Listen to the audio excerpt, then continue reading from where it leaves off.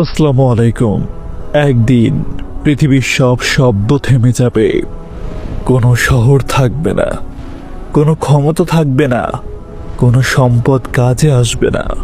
মানুষ তখন এক জায়গায় জমা হবে, অসংখ্য মানুষ, শুরু থেকে শেষ পর্যন্ত সব প্রজন্ম। সূর্য নেমে আসবে খুব কাছে, ঘাম মানুষের শরীর ঢেকে ফেলবে। কেউ হাঁটু পর্যন্ত, কেউ বুক পর্যন্ত, কেউ নিচে ঘামে ডুবে যাবে। প্রশ্ন একটাই, আজ বিচার কার পক্ষে? আর সেই দিন মানুষ খুঁজবে একজনকে, যিনি আল্লাহর কাছে সুপারিশ করবেন। সেই দিনই হলো হাসরের ময়দান। ইসলামে অন্যতম গুরুত্বপূর্ণ বিশ্বাস হলো আখিরাত। এই পৃথিবীর জীবন সাময়িক, কিন্তু আসল জীবন শুরু হবে মৃত্যুর পর। কোরআনে বহুবার সেই দিনের কথা বলা হয়েছে, যেদিন সব মানুষকে পুনরায় জীবিত করা হবে। সেই দিনকে বলা হয় ইয়াউমুল কিয়ামা। হাসরের ময়দানে মানুষ দাঁড়াবে আল্লাহর সামনে।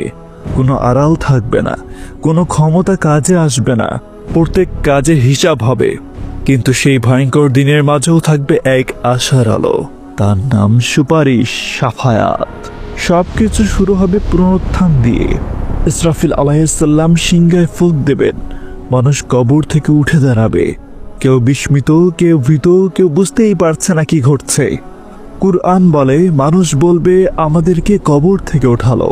তারপর সবাইকে এক বিশাল ময়দানে জড়ো করা হবে। এটাই হাসরের ময়দান।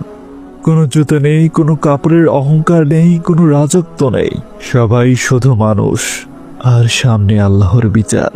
সূর্য তখনও মাথার খুব কাছে। হাদিসে বলা হয়েছে, মানুষ তাদের আমল অনুযায়ী ঘামে ডুবে থাকবে। কারো ঘাম গোড়ালি পর্যন্ত, কারো হাঁটু পর্যন্ত, কারো মুখ পর্যন্ত। ভয় এতটাই তীব্র হবে যে মানুষ নিজের কাছে নিজেকেই ভুলে যাবে। কুরআনে বলা হয়েছে, সেদিন মানুষ তার ভাই থেকে পালাবে, বাবা মা থেকে পালাবে, স্ত্রী ও সন্তান থেকেও পালাবে। কারণ সবার চিন্তা একটাই, আজ আমার কি হবে। অপেক্ষা দীর্ঘ হতে থাকবে। মানুষ তখন ভাববে, কেউ কি আছে যে আল্লাহর কাছে আমাদের জন্য কথা বলবে? তারা যাবে আদম আলাইহিসসালামের কাছে। আদম আলাইহিসসালাম বলবেন, আজ আমি নিজেকে নিয়ে চিন্তিত। তারপর তারা যাবে নূহ আলাইহিসসালামের কাছে, তারপর ইব্রাহিম আলাইহিসসালামের কাছে, তারপর মূসা আলাইহিসসালামের কাছে, তারপর ঈসা আলাইহিসসালামের কাছে। প্রত্যেকেই বলবেন, ইয়া নফসি, ইয়া নফসি, আজ আমি নিজের কথাই ভাবছি। মানুষের উদ্বেগ তখন চরমে পৌঁছে যাবে। শেষে মানুষ যাবে মুহাম্মদ সাল্লাল্লাহু আলাইহি ওয়াসাল্লামের কাছে। তিনি বলবেন, আমি আছি এর জন্য।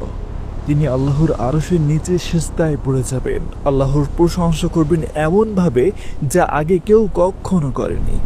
তারপর আল্লাহ তাআলা বলবেন, হে মুহাম্মদ, মাথা উঠান। আপনি চান, আপনাকে দেওয়া হবে। সুপারিশ করুন, গ্রহণ করা হবে। এটাই হবে মাকামে মাহমুদ। পুরো মানবজাতি অপেক্ষা করছে, নীরবতা, ভয়, আশা। তারপর শুরু হবে বিচার। আমলনামা দেওয়া হবে, কারো ডান হাতে, কারো বাম হাতে। কেউ আনন্দে কাঁদবে, কেউ হতাশায় ভেঙে পড়বে। সেই দিন সত্য লুকানো যাবে না। একটি ছোট্ট ভালো কাজও সামনে আসবে, একটি অন্যায়ও বাদ যাবে না। আল্লাহ ন্যায় বিচার প্রতিষ্ঠা করবেন, সম্পূর্ণ ন্যায় বিচার। হাসরের ময়দান কেবল একটি ঘটনা নয়, এটি আমাদের জীবনের উদ্দেশ্য মনে করিয়ে দেয়।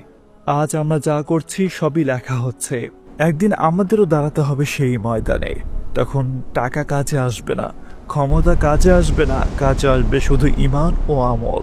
তাই ফিরে আসুন রবের দিকে। ভিডিওটি ভালো লাগলে লাইক দিন এবং চ্যানেলটিকে সাবস্ক্রাইব করে দিন।